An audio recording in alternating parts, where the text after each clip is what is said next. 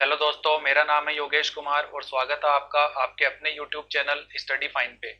दोस्तों, इससे पहले मैंने परसेंटेज का कंप्लीट टॉपिक करवा दिया है और प्रॉफिट एंड लॉस से भी मैंने एक पार्ट आपको दे दिया है। तो जिन बच्चों ने अभी तक वो पार्ट नहीं देखे हैं तो मैं डिस्क्रिप्शन में लिंक दे रहा हूँ, वहां से वो आप देख सकते हो। तो दोस्तों, आज हम देखने जा रहे हैं प्रॉफिट एंड लॉस से पार्ट 2। तो दोस्तों, इस वीडियो में हम वो क्वेश्चंस देखेंगे जो आपकी एग्जाम्स में पूछे गए हैं। तो चलिए स्टार्ट करते हैं आज का वीडियो।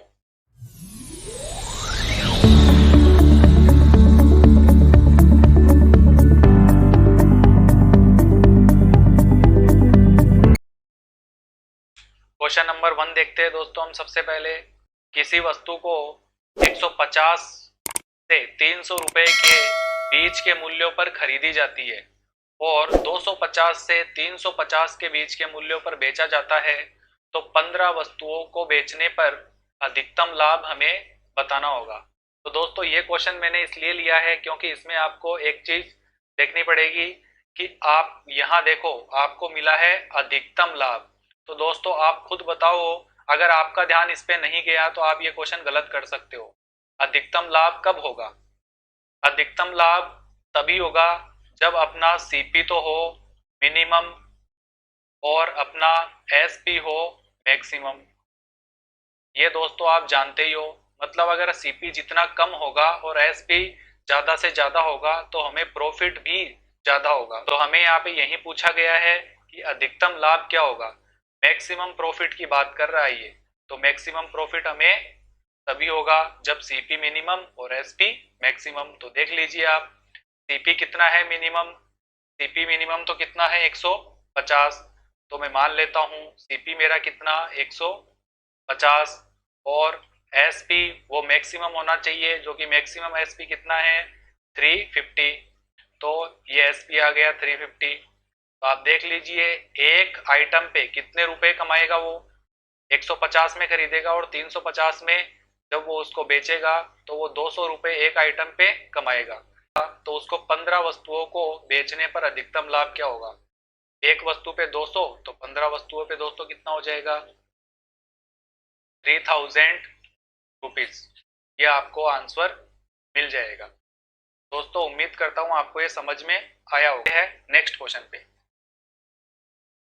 रमेश किसी वस्तु को खरीदने के लिए स्थान पी से क्यू तक जाता है क्योंकि स्थान क्यू पर वह वस्तु 15% कम मूल्य पर मिलती है, जबकि आने जाने में उसके 150 रुपए खर्च भी हो जाते हैं। भी स्थान पी से खरीदने की तुलना में उसे 150 रुपए का लाभ होता है, तो उसका लाभ प्रतिशत हमें बताना है।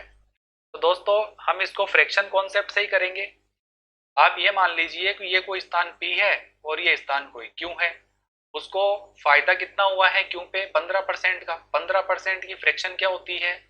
15% की फ्रैक्शन दोस्तों हमें पता है कितनी होती है। आप सिंपली इसको कैलकुलेट कर लीजिए, कोई बात नहीं है। 5 से ये 3 बार और ये 20 बार, ये आपको फ्रैक्शन मिल गई। और कमी की है ना उसने, मतलब कमी हुई है, मतलब 20 रुपए की तो वो पी पे मिल रही थी वस्तु, और यहाँ पे कितने की मिल रही है? 15% कम। तो 15% तो यही तो है 3, मतलब 3 कम, मतलब 17 में मिलेगी। अब जिसको ये समझ में नहीं आया है वो परसेंटेज से पार्ट 1 देखो जाकर के। हाँ, तो दोस्तों यहाँ पे ये मिलेगी 20 यूनिट की और यहाँ मिलेगी ये 17 यूनिट की। ठीक है, अब 17 यूनिट के साथ साथ आने जाने का खर्च भी हो गया 150 रुपए। 17 में आप 150 मत जोड़ देना कहीं कि 150 प्लस 17 167, ऐसा मत कर देना कहीं आप, क्योंकि ये तो है कंपैरिजन वैल्यू। ये तो हमने लिखी है कंपैरिजन वैल्यू परसेंटेज से, और ये लिखी है, ये रियल वैल्यू है। तो ये उसका टोटल खर्चा हो गया दोस्तों। अब ये जो टोटल खर्चा है यहाँ पे और यहाँ पे, इसका डिफरेंस हमें दिया हुआ है कि उसने कितने रुपए कमा लिए? 150 रुपए फिर भी कमा लिए। मतलब यहाँ तो उसको वो 20 यूनिट की आ रही थी और यहाँ 17 यूनिट प्लस 150 रुपए खर्च करने के बाद भी उसने 150 रुपए कमाए हैं। मतलब यहाँ से और यहाँ में डिफरेंस कितना है? 150। बस आप इतना समझ गए होंगे, फिर आप इजीली कर सकते हो। आप इसको सोल्व कर लो। 20 यूनिट माइनस 17 यूनिट और माइनस 150 और बराबर में 150। यहाँ से आप कैलकुलेट करोगे तो आपको मिलेगा 3 यूनिट, और 150 उधर गया तो दोस्तों ये मिलेगा 300। एक यूनिट की वैल्यू आपको कितनी मिल जाएगी? 3 यूनिट की वैल्यू 300 है, एक यूनिट की वैल्यू कितनी आएगी? 300/3 मतलब 100। एक यूनिट की वैल्यू 100 रुपए आ गई है, तो पी पे वो वस्तु कितने रुपए की थी? 20 यूनिट की। तो एक यूनिट की वैल्यू 100, 20 यूनिट की वैल्यू 1000। वहां तो पी पे वो वस्तु कितने की थी दोस्तों? 2000 की। और मैं बात करूं क्यू पे वो वस्तु कितने की थी, तो क्यू पे कितने की थी? 17 यूनिट, और प्लस 150 रुपए खर्च हो गए। एक यूनिट की वैल्यू 100 रुपए, तो 17 यूनिट की वैल्यू 1700 रुपए, और प्लस 150 रुपए उसने उस पर खर्च भी कर दिया। तो टोटल उसका खर्चा कितना हो गया दोस्तों? 1850 रुपए। तो अब देख लीजिए उसका प्रॉफिट कितना हुआ है। तो 150 रुपए का उसको प्रॉफिट हो गया। कितने पे हुआ? किसके कंपेरिजन पे? 2000 पे। ये 2000 और कितने में? तो इसको आप सोल्व कर लीजिए, परसेंटेज मिल जाएगा। 2 जीरो से 2 जीरो कैंसिल आउट, जीरो से ये जीरो कैंसिल आउट, 15/2 तब 7.5%। ये उसको टोटल प्रॉफिट का है। दोस्तों उम्मीद करता हूँ आपको ये क्वेश्चन समझ में आया होगा। अच्छा क्वेश्चन है दोस्तों, आप इसको एक बार और देख लीजिएगा अगर आपको फिर भी कोई कंफ्यूजन रहा हो तो दोस्तों चलिए चलते हैं नेक्स्ट क्वेश्चन। एक वस्तु 5% के लाभ पर बेची गई। यदि इसे 10% के लाभ पर बेचा जाता तो 500 रुपये लाभ अधिक होता। वस्तु का क्रय मूल्य हमें बताना है। दोस्तों मैंने आपसे पहले भी कहा है कि हम मान सकते हैं कि जो क्रय मूल्य सीपी है वो मान लेते हैं 100% है। ठीक है, दो कंडीशन दे दी। अगर उसे 5% के लाभ पे बेचता, मतलब सेलिंग प्राइस कितनी होती? 105%। 5% के लाभ पे बेचता। और एक कंडीशन दे दी, सेलिंग प्राइस कितनी होती दोस्तों? 10% के लाभ पर बेचता तो होती 110%। और हमसे कहा गया है कि अगर वो ऐसा करता है, 105 की जगह अगर वो 110 में बेचता है तो उसको क्या होगा? 500 रुपए का लाभ अधिक होता है। मतलब यहां से यहां पहुंचने में उसने कितने रुपए कमा लिए? 500 रुपए कमा लिए। आपको ये समझ में आया होगा। इसने हमसे यही कहा है कि पहले उसने 5% के प्रॉफिट में बेचा, फिर 110 में बेचा, लेकिन ऐसा करने पर उसको 500 रुपए ज्यादा मिल गए। मतलब 105 से 110% तक पहुंचने में उसने 500 रुपए कमा लिए। तो आप समझ जाइए बस, अब आप इजीली कर सकते हो। 105 से 110 तक आने में कितना परसेंट हुआ? 5%। और 5% की वैल्यू आपको दी हुई है कितनी? 500 रुपए। तो आपसे पूछा क्या है? सीपी तो पूछा है, और सीपी तो कितना है? 100% है। 5% की वैल्यू इतनी, तो 100% की वैल्यू कितनी होगी? तो 100% कैसे? मल्टीप्लाई इसको 20 करोगे तो ये परसेंट आ गया। यहाँ भी मल्टीप्लाई क्या करोगे? 20 से कर दोगे। कितना आ गया? 10,000 रुपये आपको आंसर मिल गए। उम्मीद करता हूँ दोस्तों ये क्वेश्चन आपको समझ में आया होगा। देखते हैं नेक्स्ट क्वेश्चन। एक किसी वस्तु को 10% की हानि पर बेचता है। यदि वह वस्तु को 108 रुपए अधिक में बेचता तो उससे 10% का लाभ होता। दोस्तों अभी जो क्वेश्चन किया था बिल्कुल वैसा ही क्वेश्चन है, बस हानि वाला इसमें हानि है इसलिए मैंने इस क्वेश्चन को इंक्लूड कर लिया। तो 10% की मान लेते हैं सबसे पहले हम सीपी। सीपी तो अपना कितना? वही 100%। अब हानि कब होगी? जब वो उसको कम में सेल करेगा। और कितने कम में? 10% की हानि हुई है, मतलब उसने क्या कर दिया? इसने 90% में सेल कर दिया। और दूसरी कंडीशन क्या दे रखी है? उसने 10% का लाभ भी कमाया है। ठीक है, तो 10% का लाभ मतलब एसपी कितना रहा होगा? 110%। इस बार कहां से कहां पहुंच रहे हैं हम? एसपी यहाँ है, तो यहां से यहां पहुंचने में, ठीक है, उसने कितने रुपए अधिक में बेचा? 108 रुपए। ठीक है, मतलब यहां से यहां तक पहुंचने में उसने कितना? 108 रुपए अधिक मूल्य पर उसने बेचा है। ठीक है, तो आप देख लीजिए 90 से 110 तक जाना है आपको। 20%, 20% की वैल्यू आपको कितनी दे रखी है? 108 रुपए। तो आपको पूछा क्या है दोस्तों? वही क्रय मूल्य पूछा है, मतलब 100% की वैल्यू पूछी है, 100 कैसे, मल्टीप्लाई 5 कर दो 100%, और यहाँ भी मल्टीप्लाई 5 कर दो तो आपको मिल जाएगा 540 रुपये। दोस्तों अच्छा क्वेश्चन है, इजी क्वेश्चन है, ऐसी बात नहीं है, बस अगर आपको एक बार कॉन्सेप्ट समझ में आ गया तो आप इजीली कर सकते हो।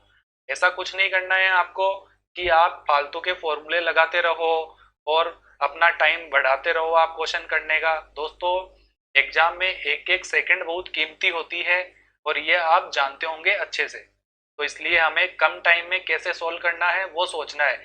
ये तो मैं आपको समझाने के लिए मुझे ये सब लिखना पड़ रहा है, जब आप प्रैक्टिस कर लोगे तो आप ये लिखोगे नहीं, क्योंकि आपको पता है 10% की हानि और 10% का लाभ। कहने का मतलब है 90 से 110 में आना है 20%, 20% की वैल्यू 108, तो 100% की कितनी होगी, मतलब माइंड में कैलकुलेट कर लोगे आप, ये सब करने की जरूरत नहीं है आपको। तो उम्मीद करता हूं आपको ये क्वेश्चन समझ में आया होगा। चलिए चलते हैं नेक्स्ट क्वेश्चन पे। क्वेश्चन नंबर 5 देखते हैं हम। एक पुस्तक 12% के लाभ पर बेची गई, यदि क्रय मूल्य 10% कम होता है और विक्रय मूल्य 5 रुपये 75 पैसा अधिक होता तो 30% का लाभ होता। 20% का लाभ कमाने के लिए पुस्तक को किस कीमत पर बेचा जाना चाहिए। तो दोस्तों मान लेते हैं हम सीपी अपना कितना 100% और प्रॉफिट कितना कमा रहा है शुरू में 12% के लाभ पे बेच रहा है, मतलब कितने में बेच रहा होगा 112% में बेच रहा होगा। अब बोल रहा है कि अगर सीपी जो है वो 10% कम होता तो इसमें से 10% कम कर दीजिए 90%, तो 30% का लाभ वो कमाएगा। ठीक है, कब कमाएगा, जब विक्रय मूल्य 5 रुपये 75 पैसे अधिक होंगे। तो 30% का लाभ, 90 पे 30% का लाभ, तो आप 90 का 30% निकाल लीजिए और इसमें ऐड कर दीजिए, या आप डायरेक्ट 90 का 130% निकाल लीजिए। तो ये आपके पास आ गया 117%। ये आपको समझ में आया होगा दोस्तों, क्योंकि इसने कहा है 30% के लाभ पे, अगर सीपी 90 होता तो वो 30% का लाभ कमाता। अब 90 पे 30% का लाभ कमाएगा तो 90 का 30% कितना होता है दोस्तों, 90 का 30% 27 होता है, इसलिए मैंने इसमें 27 जोड़ दिया। तो आप 30% निकाल करके ऐड करोगे, इससे अच्छा आप डायरेक्ट 130% ही उसका निकाल लो। ठीक है, हाँ तो दोस्तों यहाँ एसपी कितना बढ़ाया, इससे एसपी किसने बढ़ाया है 5 रुपये और 75 पैसे। ठीक है, तो आप देख लीजिए कितना परसेंट बढ़ा है एसपी, एसपी तो 5% बढ़ा है, लेकिन 5% की वैल्यू हमें दे रखी है 5 रुपये 75 पैसे। अब 5% की वैल्यू इतनी है और हमसे पूछा कितना है 20% का लाभ उसको कमाना है। 20% का लाभ मतलब क्या होता है, सीपी कितना है 100% है, 20% का लाभ कब कमाएगा वो, जब 120% में बेचेगा। तो सीधे ही आपको 120% की वैल्यू निकालनी है, ना कि पहले आपको 100% निकालना है फिर 120% करना है, ऐसा कुछ नहीं करना है। सीधे 120% की वैल्यू आप निकाल लीजिए। 5% की वैल्यू इतनी, तो 1% की वैल्यू कितनी आ जाएगी दोस्तों 5.75 और बटे में 5, 120% की वैल्यू तो 120 से गुणा कर दिया। आप यहाँ से डेसिमल हटाओगे, 2 जीरो लगा दोगे, आप जीरो से इसको जीरो कैंसिल आउट कर सकते हो। उसके बाद में आप 25 से इसको कैंसिल आउट कर सकते हो, ये 2 टाइम कैंसिल आउट हो गया और ये 2, और उसके बाद में 23 टाइम्स कैंसिल आउट हो गया, उससे ये 6 टाइम कैंसिल हो गया और आपके पास बचा 23 मल्टीप्लाई में 6, तो आपके पास ये कितना आ गया दोस्तों 138। तो कितना आया अपने पास 138, 138 रुपए। तो दोस्तों उम्मीद करता हूं ये क्वेश्चन आपको समझ में आया होगा। चलिए चलते हैं नेक्स्ट। तो दोस्तों इसी के साथ अपना वीडियो फिनिश होता है। उम्मीद करता हूं आपको ये वीडियो पसंद आया होगा। अगर ये वीडियो आपको अच्छा लगा हो तो आप इसको लाइक शेयर एंड सब्सक्राइब जरूर कीजिएगा और साथ में बेल आइकन को प्रेस कर दीजिएगा, जिससे जैसे ही मैं वीडियो अपलोड करूं तो आपको नोटिफिकेशन मिल सके। और दोस्तों जुड़े रहिएगा मेरे साथ। Thank you.